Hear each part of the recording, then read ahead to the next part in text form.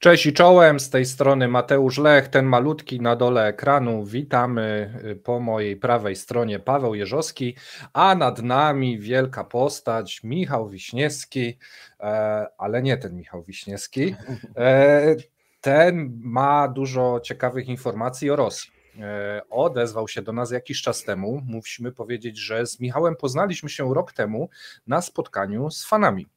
Michał przyjechał, porozmawialiśmy i byliśmy od tego czasu w kontakcie i ostatnio napisał do nas, mówi, że słuchajcie, ja zajmuję się franczyzą i dużo wiem o tym, jak działa biznes w Rosji, jak działają sieci franczyzowe, jak działają sieci franczyzowe i jak działa biznes na Ukrainie i myślę, że można by było z tego zrobić bardzo fajny odcinek. Dopowiem tylko, że ty od ponad 20 lat jesteś w tym biznesie, więc można powiedzieć, że jak mamy wywiady na przykład z Tomkiem o ropie, no to jeżeli chodzi o biznes i franczyzę, no to ty będziesz odpowiednim takim Tomka, będziesz zasypywał nas ciekawostkami, tak czy nie? Bo jak nie, to kończymy. Chyba jest starszy, tak przynajmniej się prezentuje. Mam nadzieję, że uda mi się kilka ciekawych informacji wam tutaj przedstawić i też takie zaprezentować spojrzenie, jak wygląda w ogóle ten biznes tak od środka, z punktu widzenia tego małego, średniego przedsiębiorcy, bo pamiętajmy, że we franczyzie to mamy do czynienia właśnie z małymi, średnimi przedsiębiorcami, czyli tam nie ma tych wielkich, którzy no, trzęsą światem, ale no ci, co nie mają preferencyjnych kredytów, nie mają dojścia do rządowych kontraktów często, więc jest to dział, którego jeszcze nie zgłębiliśmy tak dobrze i myślę, że to jest idealne uzupełnienie dla nas i dla naszych widzów. Dobra, teraz tak. Na wstępie powiedz, jak wygląda twoja praca, czym się zajmujesz dokładnie, żebyśmy wiedzieli, w co w ogóle wchodzimy, o co cię pytać. Znaczy, ja się zajmuję tematem franchisingu w zasadzie od początku mojej kariery zawodowej. No i oczywiście... Ale poczekaj. Skończyłeś studia? Tak, ekonomiczne. Ekonomiczne i od razu mówisz, franczyza to jest ta miłość i ja w tym kierunku jeszcze się otarłem o USA oczywiście, gdzie tak widziałem, że ta franczyza jest rozwinięta. W Polsce no, było to model dosyć wtedy słabo znany, więc wydało mi się to taka ciekawa nisza, w którą warto wejść. No i też oczywiście pracując w Polsce dosyć szybko doszedłem do tego, że polskie firmy powinny czasami myśleć bardziej międzynarodowo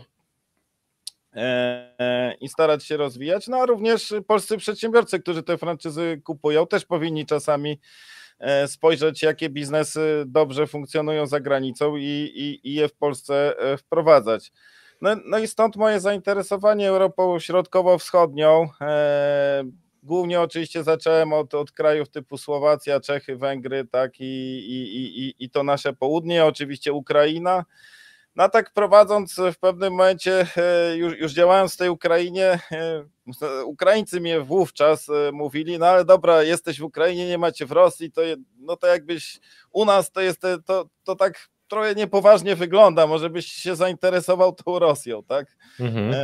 No i stąd oczywiście też przez bardzo w sumie nie tak długi czas próbowałem coś w tej Rosji zrobić, no bo no już wówczas były pewne znaki zapytania odnośnie Rosji, bo to był rok 2006-2007, tak mniej więcej, więc no, biznes zachodni już miał takie pierwsze ostrzeżenie, dostał od reżimu, czyli sprawę UKOS-u. Może ona w Polsce nie była jakaś strasznie znana.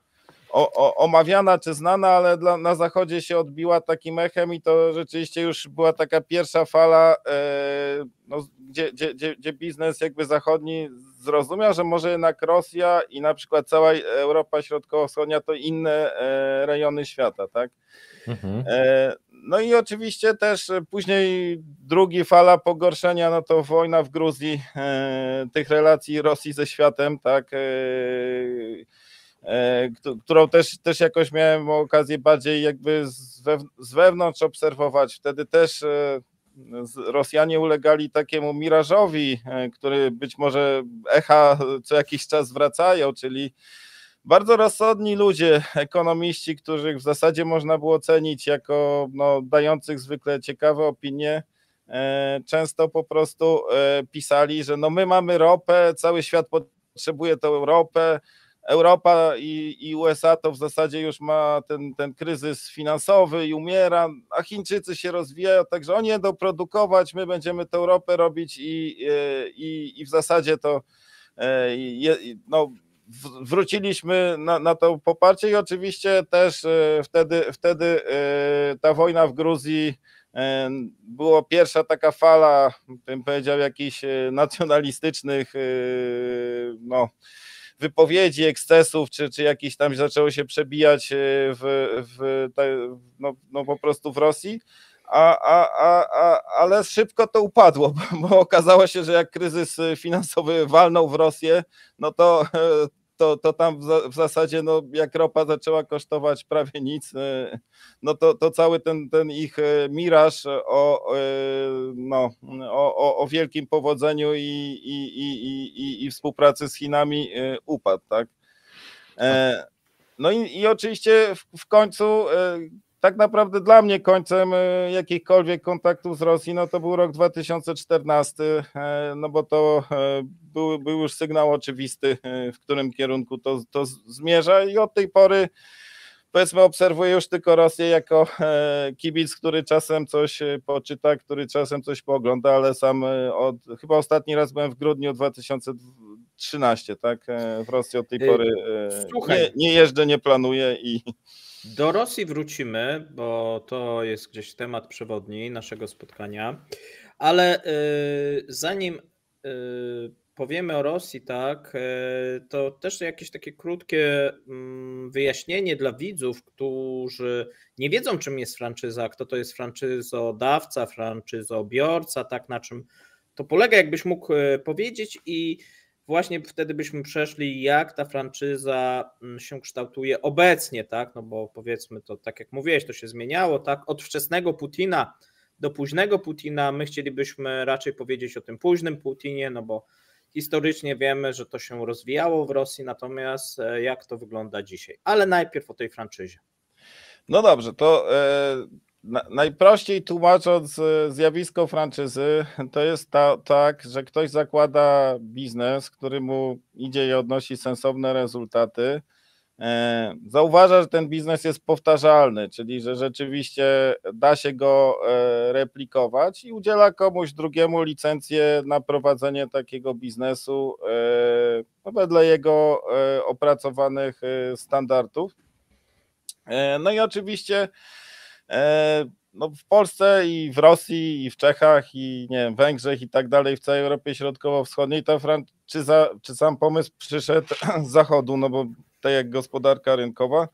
I tutaj takim, powiedzmy, najciekawszym przykładem, też a propos tego, co się teraz dzieje, może być McDonald's, tak? Bo McDonald's otworzył się wpierw chyba, o ile dobrze pamiętam, w Budapeszcie, później w Moskwie, później w Warszawie, tak mniej więcej to wyglądało. No i tak, po pierwsze, jeżeli chodzi o tego McDonald'sa, to oni uznali te wszystkie rynki za ważne dla nich, to znaczy otworzyli również swoje własną spółkę, córkę w Polsce, w Warszawie, w Moskwie czy w Budapeszcie. I przez tą spółkę zaczęli udzielać indywidualnych franczyz, tak? Oczywiście może nam się wydawać, że żywienie jest dosyć banalną kwestią, ale powiedzmy McDonald's też trzeba powiedzieć, że jakieś tam... każdy musi jeść, więc... Zestandaryzował to, jakieś zasady obsługi wprowadził. I jaki to efekt odniosło, powiedzmy, w tych wszystkich krajach? Że powiedzmy w Polsce teraz działa około 100 przedsiębiorców, którzy prowadzą około 500 McDonald'sów w Polsce, tak? Utrzymują z tego swoje rodziny. Jest jakiś przepływ know-how, powiedzmy, które McDonald's dostarcza z zachodu, tak? Natomiast co się stało w Rosji teraz w związku z tymi sankcjami? No oczywiście McDonald's był pierwszy, który zamknął swój oddział, od razu powiedział, że płacimy jeszcze pensje pracownikom, no bo też jakieś tu zobowiązania się czuł do tych, co dla nich pracowali przez tam bodajże rok, chyba nawet obiecał, że im płaci. I sprzedał cały swój biznes jednemu ze swoich franczyzobiorców rosyjskich, który miał więcej tych McDonaldów, oczywiście zakazując mu używania tej marki, tak? No i w zasadzie ten biznes dalej funkcjonuje w Rosji, tak? Znaczy, że w sensie, że te restauracje nie zniknęły, no oczywiście brand jest zdjęty, natomiast to jak się można spodziewać, to też kontakt między Zachodem, który wdrażał jakieś swoje rozwiązania przez McDonald's i też miał wpływ wtórny, tak? Czyli że po prostu i polscy, czy rosyjscy, czy czescy, czy węgierscy przedsiębiorcy starają się konkurować z McDonaldem. Czyli starają się również stworzyć koncepty, które zachowują jakąś jakość, które proponują jakiś ciekawy produkt, no bo wiedzą, że to jest. No bo oczywiście w Rosji te węzy zostały zerwane, tak? I McDonald's zrobił to szybko, natychmiast jak wojna została ogłoszona. I dobrze, tak, bo jak się okazało, prawdopodobnie dzięki tej strategii jeszcze udało mu się coś sprzedać. Nie, jak zwykle tutaj szczegóły tej transakcji nie są znane do końca, no ale jakoś tej wyszedł. I oczywiście też to był sygnał już dla całego świata, że trzeba szybko uciekać, bo my przynajmniej nie widzimy tu perspektyw funkcjonowania. Jeżeli chodzi oczywiście o polskie firmy, żeby o nich powiedzieć, no to tak naprawdę w Rosji działały takie w większej skali takie dwie polskie firmy. No jedna z nich, powiedzmy trochę międzynarodowo polska, to jest Amrest, a druga no to LPP. Czym się zajmuje Amrest? Bo ja nie wiem. Amrest prowadzi we franczyzie KFC, Burger King i Starbucksy i tak dalej, tak? I ma tych restauracji w Europie Środkowo-Wschodniej, trochę w Hiszpanii, trochę nawet w USA i tak Michał, dalej. ale zanim przejdziemy jeszcze do Amrestu, bo ja mam pytanie odnośnie firmy Wkusno i Toczka. Czy to wyglądało tak, że McDonald's sprzedał tą swoją, powiedzmy, franczyzę i teraz mamy franczyzę Wkusno i Toczka, czy to są zupełnie niezależne firmy i tam nie ma franczyzy? Jak to teraz wygląda? McDonald's zerwał, bo teoretycznie McDonald's mógł tak zrobić, żeby powiedzieć, no dobra, my sami nie będziemy prowadzać, bo oni mieli trochę restauracji, mieli swoje biuro w Rosji, to zamkniemy to i ty zostajesz naszym masterem i to jakby w naszym imieniu prowadzisz, ale McDonald's daje działa, choć my bezpośrednio nie jesteśmy umoczeni w tym kraju. Ale McDonald's tak nie zrobił, nawet rezygnując z pewnych dochodów, tak? No bo ci franczyzobiorcy by mu płacili za tą franczyzę, ale uznał, że wizerunkowo i przyszłościowo kompletnie im się to nie opłaca i że jakby no opłaty, które wpłyną z Rosji, zresztą pytanie, czy by wpływały, tak, no bo też liczne są ograniczenia, nie są warte moczenia się tutaj już widzę takie, wiesz, krwawe burgery z czyjąś nogą, nie, że sponsorują, no to mogłaby być później antykampania. Globalnie im się nie opłaca ta Rosja i tutaj też zresztą nie byli jedyni, bo właśnie obie wspomniane przeze mnie firmy polskie, które miały sporo zainwestowane w tej Rosji, tak, bo LPP, który prowadzi u nas Reserved i Kropa, miał bardzo dużo sklepów w Rosji. W zasadzie to był jedyny polski brand taki naprawdę dobrze znany w Rosji, tak? Oba z nich. Więc też miał taki problem, no, że całkiem sporo zainwestowali. Oczywiście, ponieważ LPP działał tam długo, więc być może im się już ta inwestycja zwróciła, mam nadzieję. No ale też no, musieli się pożegnać ze swoim biznesem w Rosji. Też uznali, że po prostu nie ma się co tutaj no, ryzykować w reputacji, a jakby korzyści z pozostania są dużo mniejsze. Akurat LPP odsprzedał ten biznes jakimś Chińczykom, tak? Właśnie chciałem to zapytać. Dodajmy, że LPP to jest firma odzieżowa. Ale ja bym jeszcze wrócił, bo cały czas mi nie daje Ja jeszcze mam pytanie, które czekam, ale dobra. Wkusno i Toczka. Czyli co, teraz jest to franczyza? Czy to już jest jakaś wolna amerykanka? Jak to wygląda? Znaczy tak,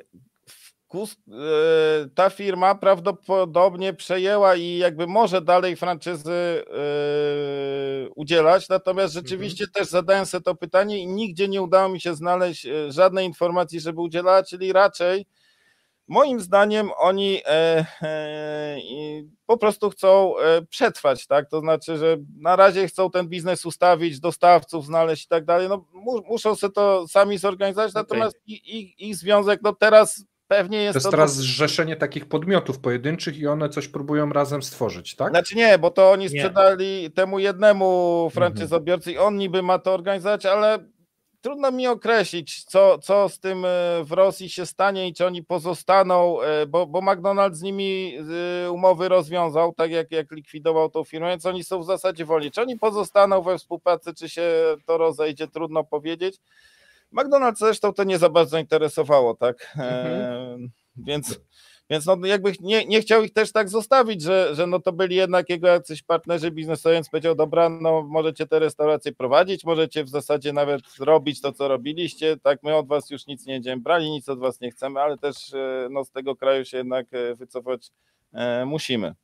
Dobra, to teraz ja mam pytanie, które troszeczkę czekało, bo ja widzę, że masz tą stronę franchising.pl. Mówiłeś coś też, że prowadzisz magazyn, a czy ty zajmujesz się komunikowaniem ze sobą, na przykład ja bym chciał założyć franczyzę, to się zgłaszam do ciebie, czy jak to wygląda? Czy ty masz wachlarz franczyz, ty sobie to udostępniasz? Na czym polega twoja praca? Bo mówiłeś, że jeździłeś do Rosji, teraz nie jeździsz, ale rozumiem, gdzieś ta Europa Środkowa, to dalej działasz. Co w tej układance robisz? Ja osobiście franczyz nie sprzedaję, tak, natomiast opisujemy ten rynek, jakby ułatwiamy komunikację między franczyzodawcami, którzy by chcieli, no, mają jakieś koncepty biznesowe przygotowane, a ewentualnymi franczyzobiorcami, którzy by byli zainteresowani zakupem, ale sami jakby w tym nie pośredniczymy. No przykładem są też targi, które organizujemy w Warszawie, że po prostu udostępniamy miejsce, gdzie takie spotkania mogą dojść, czy w internecie właśnie na tych portalach, czy w czasopiśmie, no i zresztą Czyli poczekaj, jeżeli dobrze rozumiem, jesteście takim Tinderem, tak? Coś takiego? Tak, Tinder dla tych przedsiębiorców. Bardzo mnie to rozbawiło, to porównanie, ale no, ja akurat słabo znam Tindera, ale coś w tym koncept nie było. Tak, że wiesz, dzięki temu ja nie muszę teraz tak szukać po internecie, tak, tylko mogę wejść na waszą stronę, wpisać sobie branżę, tak, co mnie interesuje i tutaj po prostu mi pomożecie, pokierujecie i tak dalej, tudzież na targi właśnie przyjdę i będą ci franczyzodawcy, tak, i ja powiem, okej, dobra, to jednak te hamburgery, albo powiem nie, to jednak będę tam jakieś inne rzeczy robił, bo jest ciekawa jakaś oferta, którą jestem w stanie zrealizować. Czy to dobrze rozumiem? Tak, dokładnie, po prostu staramy się przedstawiać informacje o tym rynku i to jest nasza główna działalność, tak? No i ja też jeszcze osobiście zajmuję się doradztwem przy tworzeniu, zmienianiu systemów franczyzowych. A czy jakaś na przykład pomoc prawna, no bo wiesz, jestem małym przedsiębiorcą, no i... Chcemy założyć franczyzę Kremlinki. Chciałbym założyć jakąś franczyzę, tak, czy na pomoc prawną z waszej strony można liczyć? Jak to też wygląda? Tak, też się zajmujemy i tworzeniem umów franczyzowych i powiedzmy weryfikowaniem czasami dla drugiej strony, czyli tych franczyzobiorców, tak, jeżeli chcą podpisać, to jesteśmy im w stanie wskazać ryzyka, które są zawarte z tym biznesem. Pamiętajmy oczywiście, franczyza jest jak każdy biznes jest dobrym jakby możliwością skorzystania z czyjegoś doświadczenia, ale jak każdy biznes, no jakieś ryzyko zawsze na koniec zostaje, tak? Znaczy w sensie, że każdy, nawet wielokrotnie sprawdzony koncept może się nie udać i oczywiście czytając umowę jesteśmy w stanie tutaj troszeczkę... Czyli rozumiem, jesteście takim właśnie Tinderem online, ale również jakieś szybkie randki, ale jakbym chciał jakiś kontrakt taki małżeński, to też z wami, jeżeli byłbym właśnie tym biznesmenem. Pewnie bym bardziej powiedział, że tutaj we franczyzie to jednak jest dłuższa relacja, tak? No mówię, no małżeński to tak ja zakładam, tak, wiesz, no to 40 lat, tak? Wiesz, tam złote diamentowe gody. Co z rozwodami potem? Biznes ze sobą się robi 5, 10, czasami 25 lat, czyli to naprawdę dłuższy horyzont, tak? I nawet jakby w tych cechach podstawowych franczyzy jest, że nie myśli się o tym, żeby szybko zarobić w jeden sezon, tylko tworzy się coś, co ma dłużej funkcjonować. Dobra, to powiedziałeś o ryzykach. To ja bym chciał od razu przejść do pytania wady, zalety prowadzenia franczyzy w Rosji, bo rozumiem, te ryzyka w tym momencie są niezwykle interesujące. Mówiłeś, że posprawdzałeś niektóre rzeczy, jak w tym momencie sobie ten biznes radzi. Mówiłeś, że jeden z biznesów nadaje się nawet na Jaruski, więc ja bym chętnie posłuchał i chciałbym, żebyś nam to porównał, jak to wygląda do kraju, który jest względnie normalny, tak jak Polska, bo szczerze mówiąc nie wiem, jak działa biznes franczyzowy, więc jakbyś mógł to nam porównać, abstrakcja versus kraj normalny, nie? W tym momencie. Okej, więc z punktu widzenia przedsiębiorcy, który w Polsce taką franczyzę chce kupić, no to oczywiście jego główną zaletą jest to, że rynek się oczywiście zmienia i ewoluuje, ale stosunkowo powoli i jeżeli jakiś biznes działał długo, no to może liczyć, że rzeczywiście kupuje coś, co też jeszcze przez dłuższy czas będzie funkcjonować dobrze i on na tym również zarobi, czyli zwróci z tą inwestycję. Tak, na zachodzie Europy nawet czasami mówi się, że jakby celem franczyzy jest, żeby sobie ten kapitał emerytalny uzbierać, czy mieć biznes na sprzedaż w momencie przejścia na emeryturę, tak? Mhm. Oczywiście. To tak można, że powiedzmy kupujesz sobie McDonalda, franczyzę i on tam sobie pracuje, a ty chcesz przejść na emeryturę, ty możesz odsprzedać tego McDonalda komuś dalej? Tak, teraz akurat w Polsce jest pierwsze pokolenie, które właśnie tą ścieżką podąża, bo McDonald's zaczął funkcjonować w Polsce chyba około 30 lat, więc to jest właśnie taki okres, kiedy taki proces się tutaj odbywa. No i jakie mamy problemy teraz oczywiście podstawowe w Rosji? Tak, odnosząc się do tego jeszcze bez jakichś tam konkretnych, to że rynek że rynek zmienia się i to zmienia się w zakresie mega niekorzystnym, tak? Znowu może tak patrząc w pewnej dłuższej perspektywie, jak ja jeszcze ostatni raz byłem w tej Rosji w tym 2013, no to średnie wynagrodzenie w Warszawie i w Moskwie, czy powiedzmy na prowincji polskiej i na prowincji rosyjskiej, bo oczywiście zawsze Warszawa i Moskwa miały troszeczkę wyższy poziom wynagrodzeń niż prowincja, były podobne, tak? Znaczy jakby to przeliczyć, to w zasadzie takie ten sam poziom. No i obecnie co by to nie mówić, po tych wszystkich awanturach wojennych i sprawa zaczęła się w zasadzie w 2014, Rosjanin zarabia poniżej połowy tego, co Polak, tak? I to jakby pokazuje, jaki biznes ma problem. No i patrząc jeszcze konkretnie na franczyzę, to tak, w zeszłym roku, jak sobie czytałem te wszystkie raporty... Ale poczekaj, to ci przerwę, bo chciałbym, żeby to też wybrzmiało. Chcesz powiedzieć, że realny dochód Rosjan się zmniejszył, pomimo tego, że tutaj reżim mówi, że chyba jest 5%, tak, w stosunku do sprzed konfliktu. Znaczy, ja nie mówię o samym konflikcie, to jest dłuższy proces, rubel traci do złotówki, tak, no bo jak ja byłem, to był 9 bodajże rubli za 1 złotego, teraz jest 23, więc no... Tak.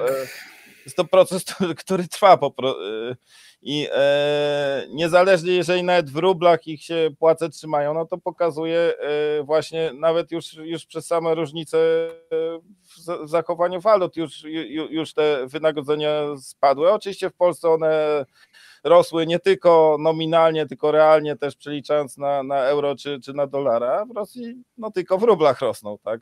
Okej, czyli jeżeli u nas jakiś szpieg polski podpisał kontrakt z Rosjanami na ruble 10 lat temu, to nie jest zbyt zadowolony, bo mu te wypłaty spadają dosyć szybko.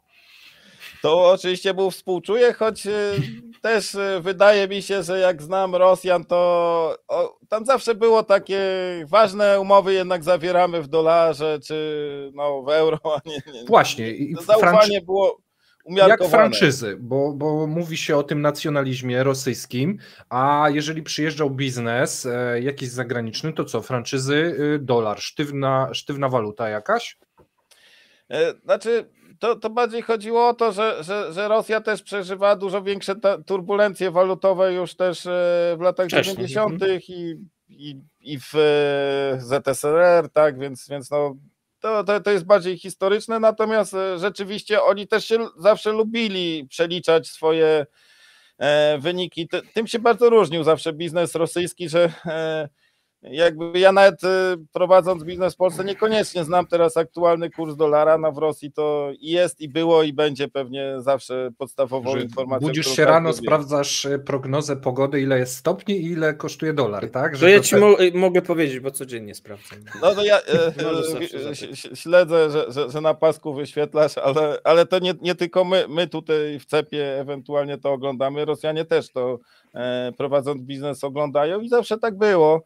Choć pewnie wtedy, kiedy ja jeszcze w Rosji bywałem, trochę mniej, tak? Natomiast ten trend się nasilił.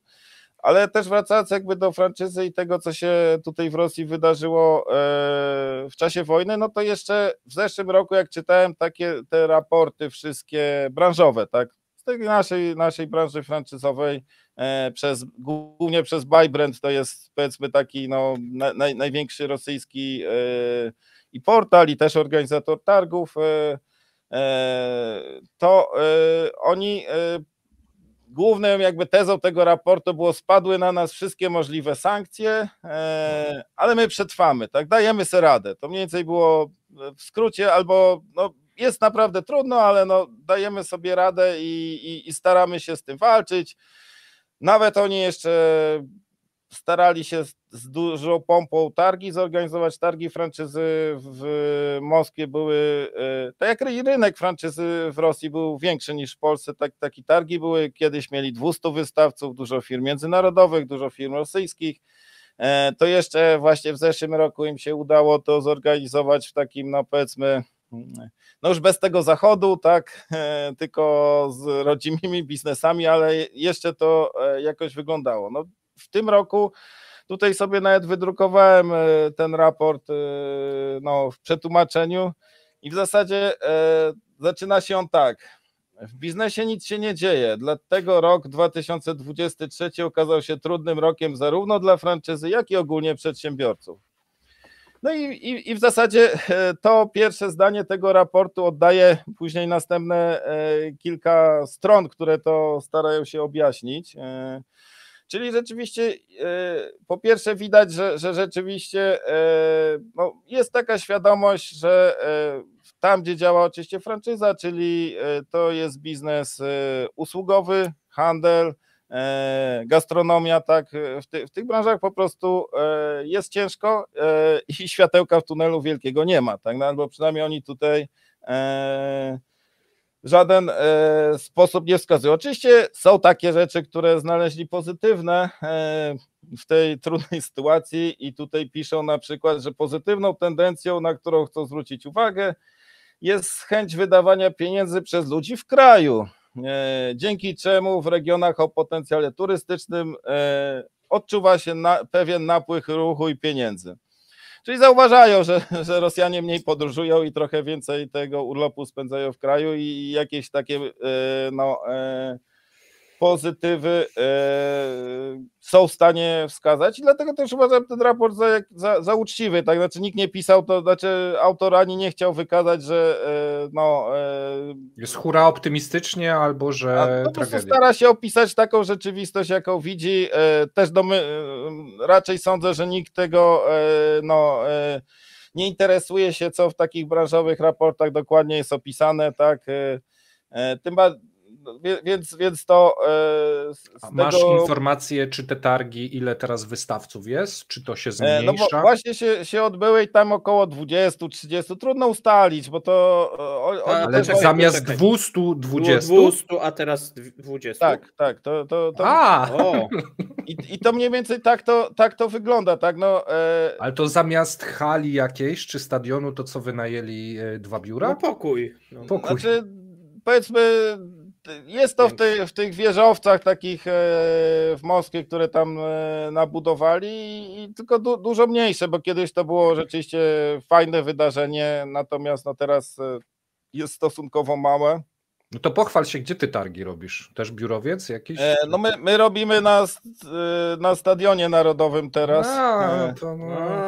Ale co, na murawie i tam na trybunach? Nie, no znaczy w Polsce oczywiście franczyza ma się dobrze, tak, tutaj nic się nie wydarzyło, myśmy trzęsień ziemi w naszej gospodarce nie mieli, może poza covidowym, które tam w pewnym momencie się pojawiło. Natomiast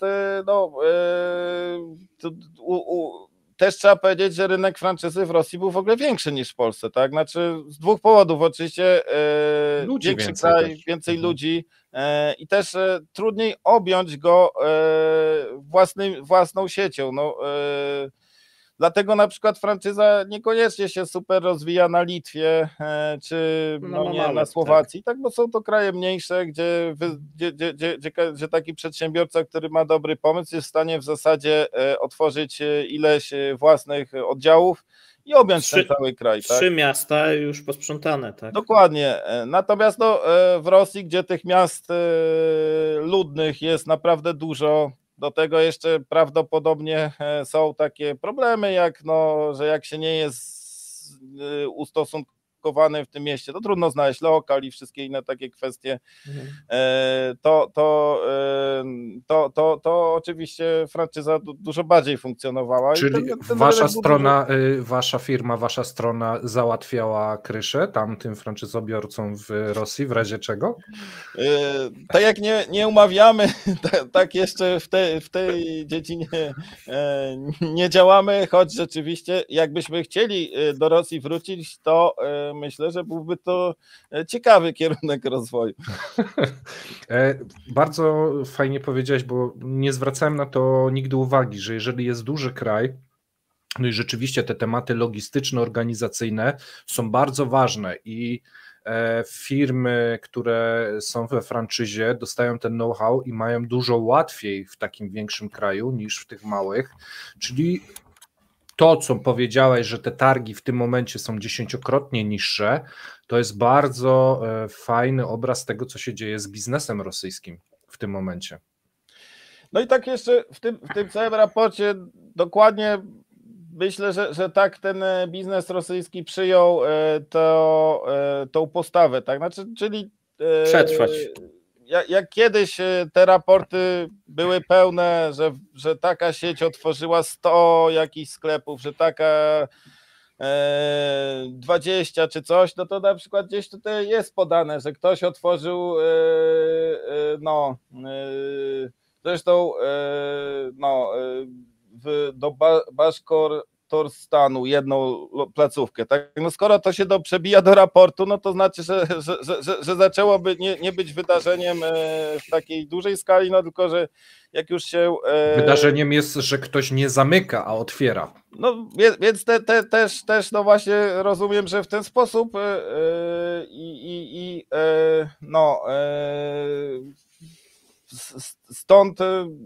Stąd rzeczywiście w tym raporcie jest duży pesymizm i też czy jeszcze jakoś trend ciekawy tu wykazali. No tu powiedzmy jako wskazane ktoś, kto miał większy rozwój, jest centrum coworkingowe, które założyło swoje placówki w krajach WNP. No rozumiem, że to jest właśnie w Kazachstanie i tak dalej, jak Rosjanie wyjechali, no to teraz tam potrzebują coworkingowych biur i ktoś, kto im taką usługę dowiózł, to się może tym pochwalić, że udało mu się to zrobić, tak? Ale Michał, czekaj, bo mi się teraz coś tak przypomniało. To na tych targach 20 firm, a co z firmami chińskimi? One nie chcą franczyzy? Chińczycy we franczyzie nigdy, póki co, ja ich też nie widziałem. Ja nawet też, tak jak w Rosji próbowałem w jakiś tam sposób zaistnieć, to też miałem kiedyś taki pomysł, żeby w tych Chinach, bo to też człowieka korci, nie? Natomiast szybko dostałem czapkę w Chinach, to znaczy, że konieczny kontakt z ambasadą, jeżeli się chce portal założyć, bo to jest działalność internetowa. No i w ambasadzie mi wyjaśniono, że muszę mieć Chińczyka, który ponosi osobistą odpowiedzialność za informacje, że oni nie dopuszczają zachodnich firm, które by jakąkolwiek działalność w internecie prowadziły, tak? Więc to też żeby wiedzieć, że Chiny są pod niektórymi względami stosunkowo zamknięte, tak? I nawet jakiś taki branżowy portalik, który informuje tylko o wydarzeniach w branży. Nie będzie biznesowego Tindera w Chinach. To ma prowadzić Chińczyk, bo my musimy kontrolować jednak wszystko, tak? I tu akurat Rosja była dużo w tym zakresie, powiedzmy, i nawet chyba pozostała, że cały czas się znajdzie jakieś dużo więcej ciekawych informacji, ciekawsze, tak? A Paweł, chciałeś? Tak, chciałem się zapytać, bo tak mówimy o Rosji, duży kraj, a jeszcze pomiędzy Polską a Rosją jest Ukraina. Jak to tam wygląda? To znaczy tak, też franczyza w pewnym momencie w Ukrainie rozwijała się, ale Ukraina miała trochę, powiedziałbym, tak do 2014, to tak naprawdę w Ukrainie rozwijały się franczyzy rosyjskie, a ukraińskie rozwijały się w Rosji. Z wielu powodów. Ten sam język jednak przez wielu na Ukrainie używany, tak? Łatwość zrozumienia sytuacji, podobne nawyki konsumenckie, produkty i tak dalej. I to wszystko działało, że rzeczywiście na Ukrainie było bardzo dużo sieci rosyjskich i odwrotnie, tak? No nawet były prezydent Ukrainy przecież handlował głównie z Rosją, tak? Te cukierki to on sprzedawał w Rosji, tak? No to wskazuje, że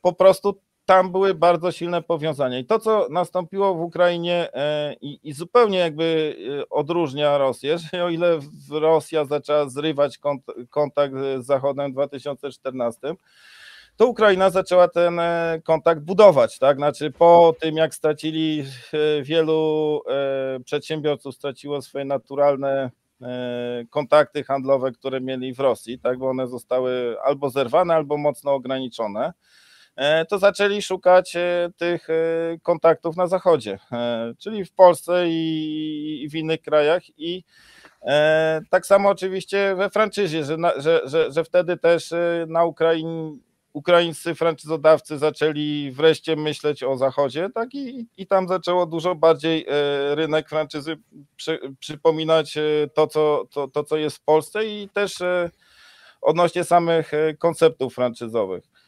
I też może takie drobiazg zupełny, bo w zasadzie świat zareagował, jeżeli chodzi o sankcje i dosyć umiarkowanie w 2014.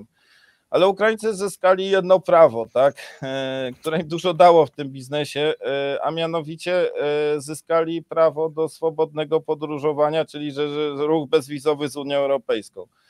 I od tej pory, po pierwsze oczywiście wielu pojechało pracować już nie tylko w Polsce jak wcześniej, tylko w całych krajach Unii Europejskiej, ale też przywieźli pewne pomysły do siebie stamtąd, a też z tego powodu, że część siły roboczej wyemigrowała, też na Ukrainie zaczęły też płace sensownie rosnąć, tak? I to też był zaskakujący efekt, czyli że po 2014 do tego 2022 na Ukrainie był realny wzrost płac, tak? Liczonych w euro i Czyli dolarach. różnica w zarobkach między Ukraińcami a Rosjanami się zmniejszyła, w sensie na korzyść Ukraińców, tak? Bo Tak. oni zarabiają mniej niż Rosjanie, z tego co kojarzę, ale ta różnica się zmniejsza.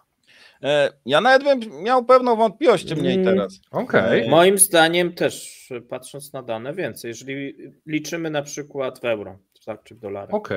Okej, no tak, bo hrywna cały czas Ja jest też stabilna, takie nie? słyszałem, On jest sztywna do dolara. Mhm. takie opowieści, powiedzmy, słyszałem też na Ukrainie, że no jak ta Rosja zajęła Krym, ale też i Donieck, tak, w 2014, no to niektórzy pozbawili się paszportu ukraińskiego, żeby dostać rosyjską emeryturę, która uchodziła za lepsza. To podobno przed 2022 był już trend w drugą stronę, czyli że starali się pozbyć paszportu rosyjskiego, żeby jednak wrócić do systemu emerytalnego ukraińskiego, tak? I to był jednak wskaźnik, że płace i nawet emerytury tutaj nagle zaczęły być wyższe. No nie mówiąc o sytuacji w całym rejonie Doniecka i Ługańska, która była w ogóle tragiczna gospodarczo. To już, bo jeszcze Krym to oni włączyli do Rosji, natomiast tam dali jakimś bandytom we władanie i to jeszcze komplikowało sytuację żyjącej tam ludności i pewnie robiło im fatalny taki PR, tak? Co to znaczy rosyjska okupacja. Okej, powiedz mi teraz, w Ukrainie jesteś aktywny? Tak, zdecydowanie.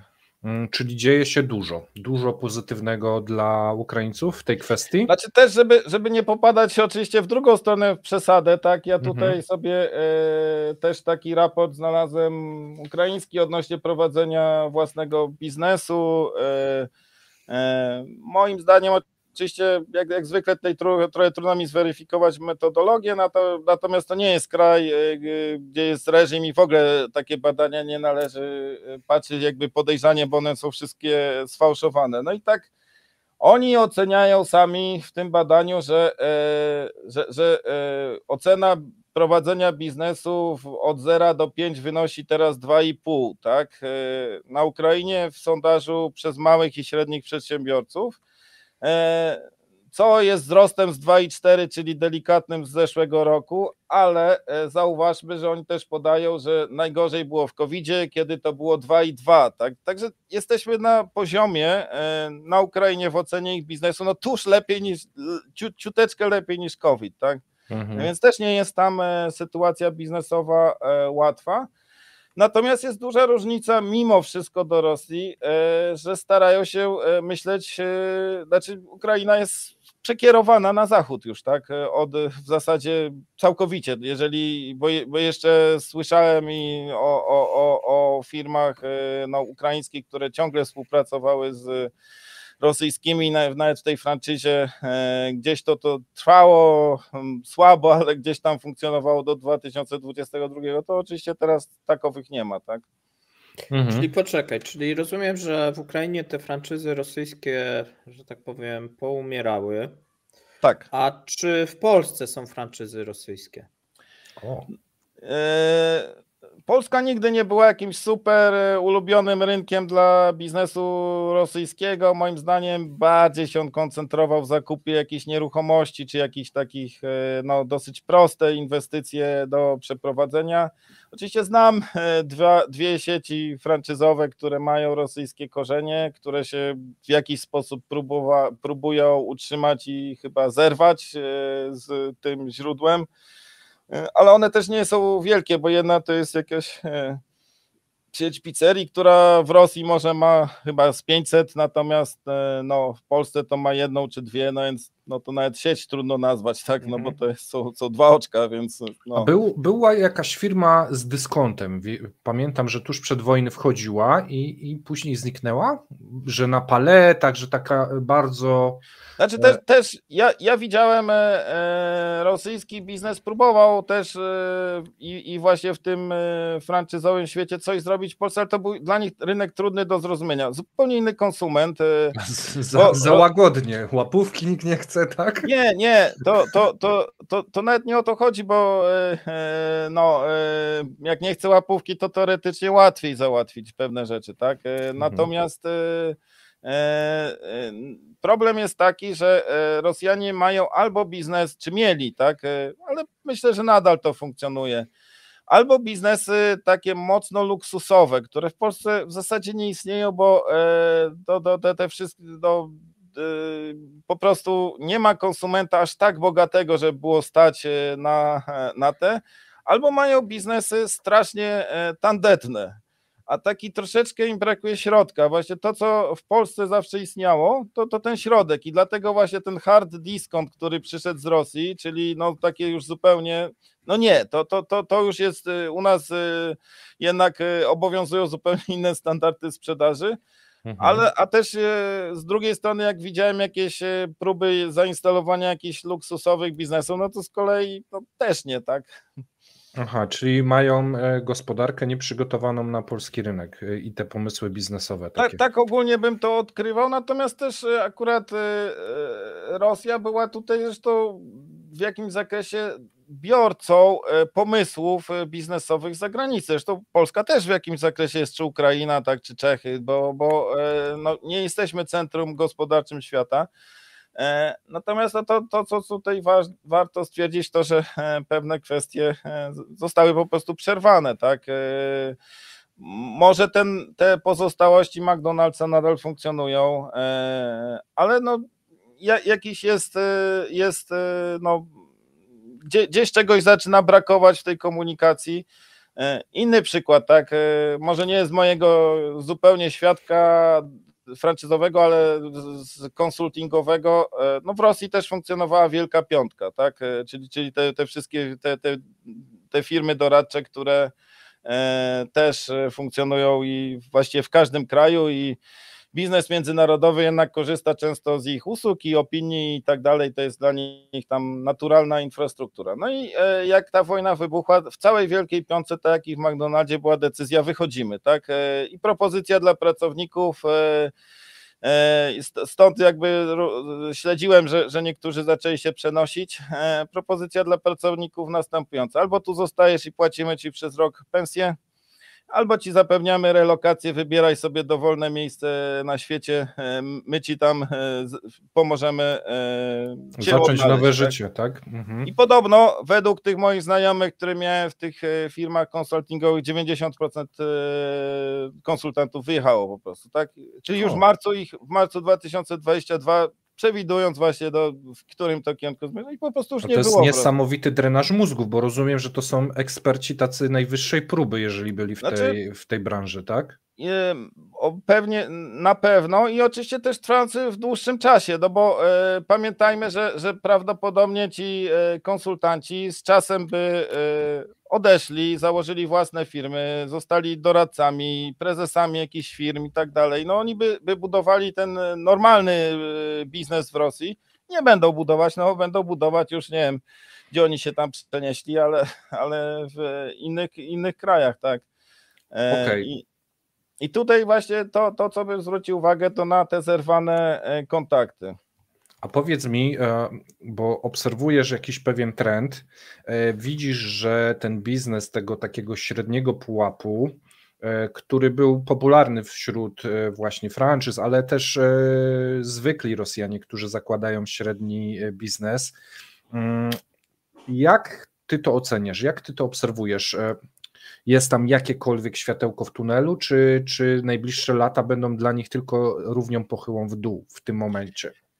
Znaczy, tu bym powiedział tak, nie ma takiej sytuacji, żeby biznes nie istniał. On się czasami pojawia w innych miejscach, tak? To znaczy tam, gdzie i oczywiście tu możemy się zastanawiać, czy to jest rozwój do przodu, czy to jest prymitywizacja, tak?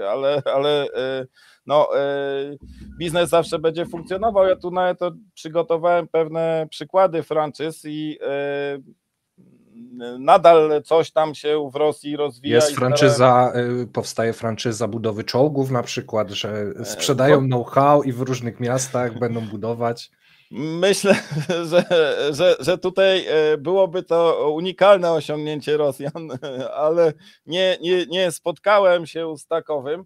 Oczywiście też powiem, że może takie jeszcze jeden trend, zanim przejdziemy do tego, że nie stwarzać wrażenia, że tylko te dziwne biznesy w Rosji się rozwijają, tak? No więc oczywiście cały czas i to, co mi się wrzuciło w uwadze, to nazwy tych firm. Czyli całe zachodnie marki wyszły, a co tu w Rosji teraz funkcjonuje w tej franczyzie? No Sushi Walk, Tokyo City, Avocado Queen, Prime Star, Star Dogs, Chicken House, Il Patio, w edukację, Hobbies Class, Champions, na przykład salony berberskie Superman lub Top Gun, w modzie biznes. Takie rosyjskie nazwy. Czyli same angielskie nazwy i to też mnie zadziwiło, bo tak nie było w Rosji. Nawet oni mieli takie ustawy, co zmuszały te biznesy, żeby stosować rosyjskie napisy i nazwy. Nagle mimo tego, że jest wszystko ich, to się stało angielskie. Natomiast oczywiście też ten biznes ciągle funkcjonuje. Przykładowy Business Line to jest jakaś firma modowa, która teraz powstała i się rozwija i ona mówi, że gwarantuje import równoległy damskiej odzieży, trzymającą poziom jak za dawnych czasów. No więc... To jest ktoś przedsiębiorczy, powiem ci, także okazję. Więc też oczywiście biznes zawsze wszędzie istniał, także żeśmy mieli tutaj jasność, no.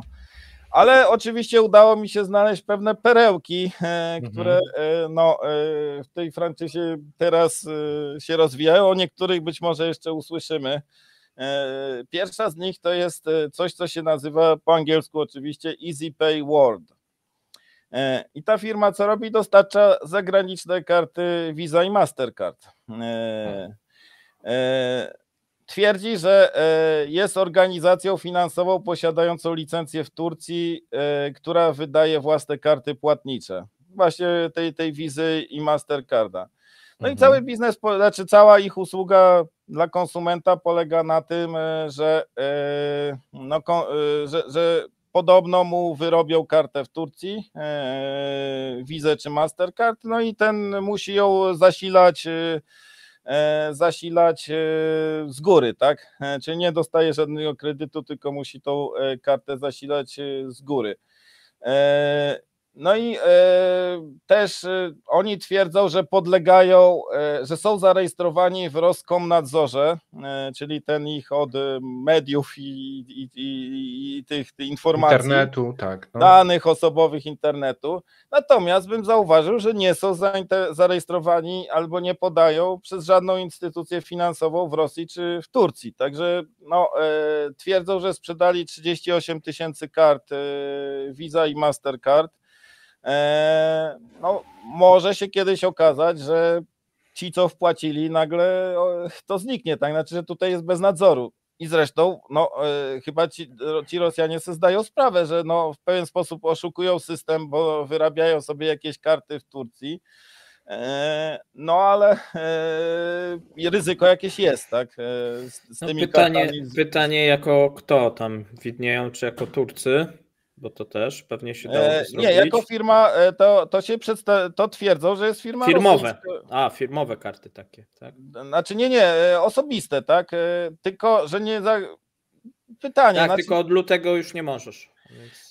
Znaczy właśnie też oni cały czas twierdzą, że tą działalność prowadzą. Może być tak, że ktoś jakby pozwala takie karty debetowe wystawiać, tak, dla obcokrajowców bez zakładania im rachunków, tylko to nie jest objęte nadzorem bankowym, bo rachunki są objęte, tak, i jakby taki bank stał się niewypłacalny, no to w razie czego turecki nadzór turecki bank centralny musiałby coś z tym zrobić, tak, natomiast tutaj jest to kompletnie poza systemem, więc wpłacasz i któregoś dnia może się okazać, że tego nie ma, tak, dlatego mówię, że może o tym jeszcze kiedyś usłyszymy. Jeżeli chodzi o oczywiście według mnie to co oni oferują, to nie jest franczyza, ale to już pomijam, takie czasy, więc wszystko reklamują można się gdziekolwiek. starać się, żeby było. Więc oni twierdzą, że żeby wejść, to trzeba tylko 30 000 rubli, czyli na polskie 1300 zł, czyli nic prawie. No i dlaczego myślę, że nie jest? No bo po prostu masz prawo do sprzedawania tych kart w Rosji i za każdą kartę, którą sprzedasz, płacą ci 7 000 rubli, czyli 300 zł, tak? Sprzedasz 4 karty, w zasadzie ci się inwestycja zwróciła. Oczywiście no, z franczyzą to nie ma nic wspólnego, tak? No ale podają, że jest i to jest na tych ich stronach, które zajmują się sprzedażą franczyz, więc no jakby biznes jak najbardziej istniejący.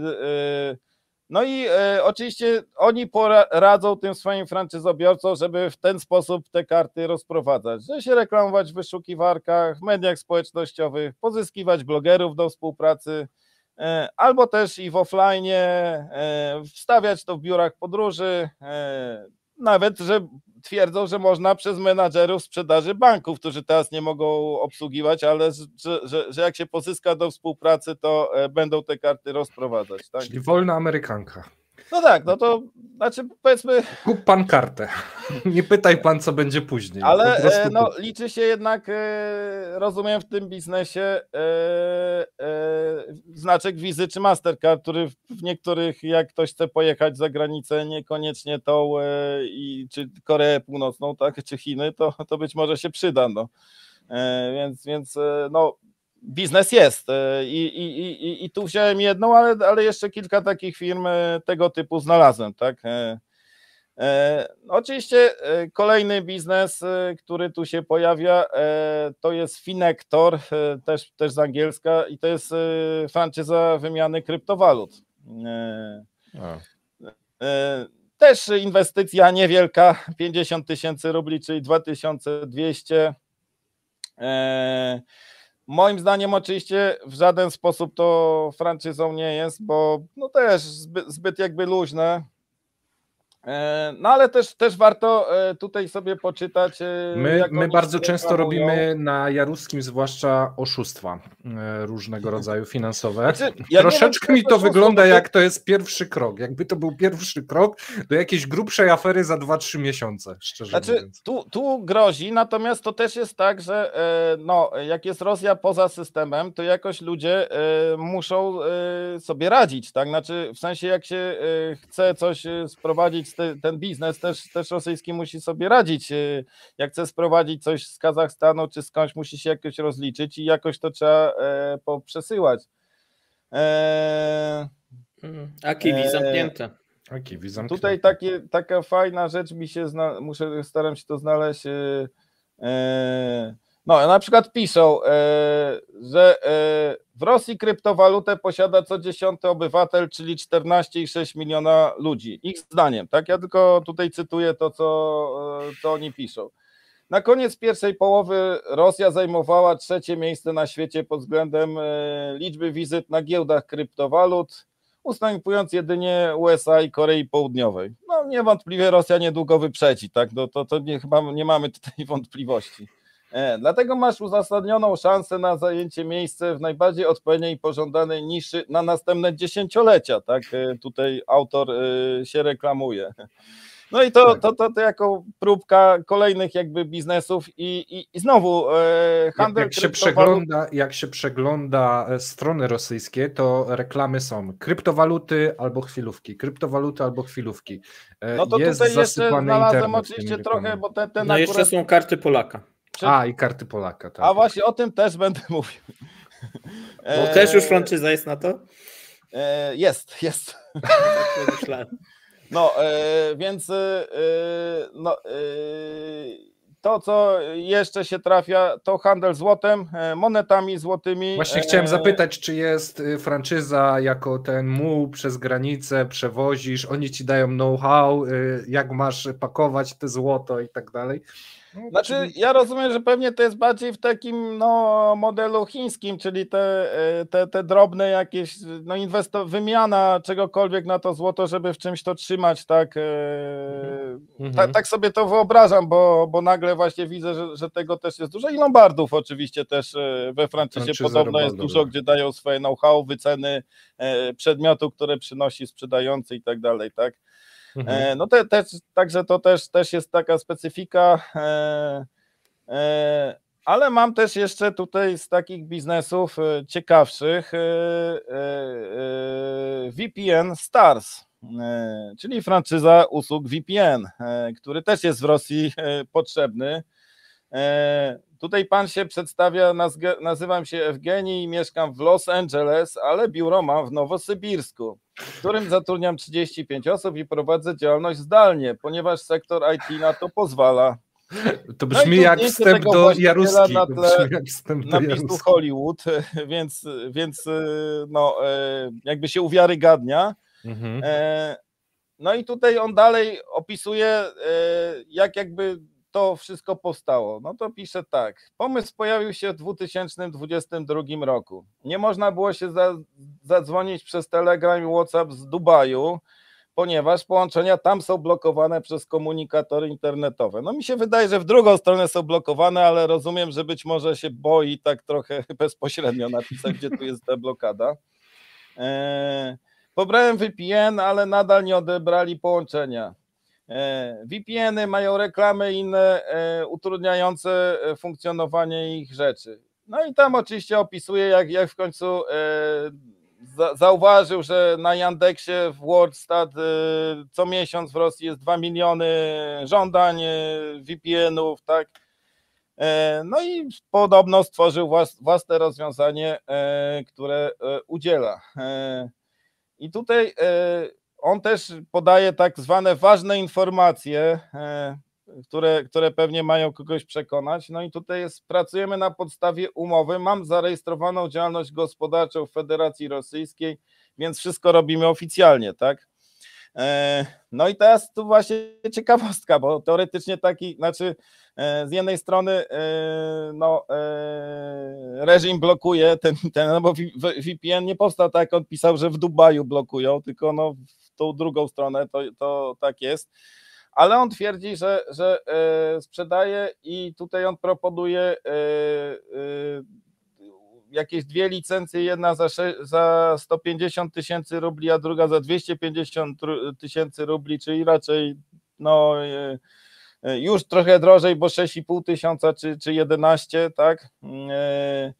No ale i mówi, że wtedy możesz sprzedawać usługę VPN, za którą pobierasz od użytkownika bez tych reklam, bez żadnych podobno naprawdę wysokiej jakości, gdzie pobierasz od użytkownika od 280 do 350 rubli, czyli 12-15 zł miesięcznie, on kupuje ci abonament, a sam nam płacisz 3,5 zł, to znaczy 85 rubli, czyli 3,5 zł, tak?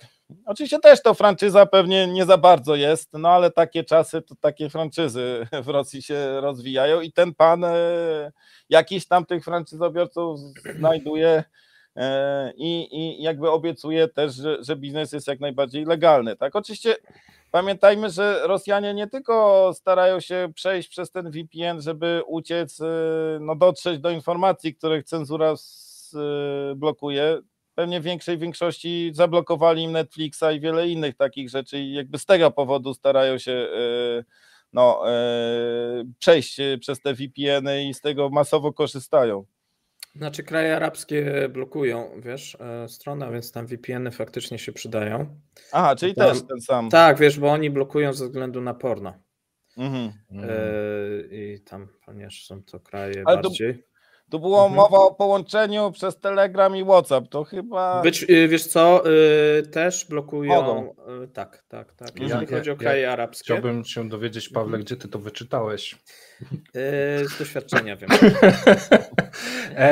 Dobra, słuchajcie, myślę, że powoli możemy kończyć. Informacja dla was. Michał zaprosił nas na swoje targi i my damy tam występ, nie wiem, zrobimy prelekcję. Odnośnie show. Zrobimy show na tych targach i można nas zobaczyć na żywo, można przyjść się przywitać. Michał zapewnił nas, że wygospodaruje bilety bezpłatne dla fanów Kremlinki, więc kciuki dla Michała. Można to otrzymać na stronie internetowej. Ja sprawdzałem normalnie 3 dychy ten bilet, to ty ładnie tak ten... sypniesz naszym widzom. Mam nadzieję, że tych biletów będzie dużo. Mówiłeś, że ilość ograniczona. Do kiedy można się rejestrować ewentualnie i przygotowywać na te tematy? Tak do targów, czyli do 15-16 marca i tutaj serdecznie zapraszam. Myślę, że będziecie po pierwsze mieli możliwość wysłuchać wykładu Mateusza i Pawła, po drugie zobaczyć ich na żywo, być może jeszcze zadać swoje pytania, więc zapraszam. Ale bilet jest tylko na nas, czy mogą wcześniej przyjść też? Mogą też jakieś inne rzeczy? Nie, żeby była jasność, to jest oczywiście zaproszenie na wszystkie wykłady i na tych targach też możecie poznać polskie franczyzy, które oferują niestety może nie takie szalone pomysły. Tu jeszcze dodał, to dobrze. Bo na koniec, że nie powiedziałem jeszcze o dwóch biznesach, które się nazywają po rosyjsku i pierwsze to było Emigruj Prosto, a drugi Pierwy Wizowy Centr i na przykład ten Pierwy Wizowy Centr ma już 120 franczyzobiorców w Rosji, czyli bardzo solidny rozwój. I właśnie te firmy doradzają... Jak z Rosji uciec. Jak Polaka, uciec. Tak, te klimaty. I nawet właśnie tam się właśnie wyczytałem, no, są bardzo szczegółowe poradniki, jak wyrobić sobie po pierwsze na przykład jak skorzystać z repatriacji do Izraela, Polski, Niemiec, więc te 3 kraje są tam wybrane. Jak udowodnić korzenie, że podobno przygotowują do egzaminów, które trzeba zdać na to i tak dalej, więc naprawdę no, Rosja oczywiście... Biznes się kręci. Nienawidzimy ich, ale chcemy tam jechać.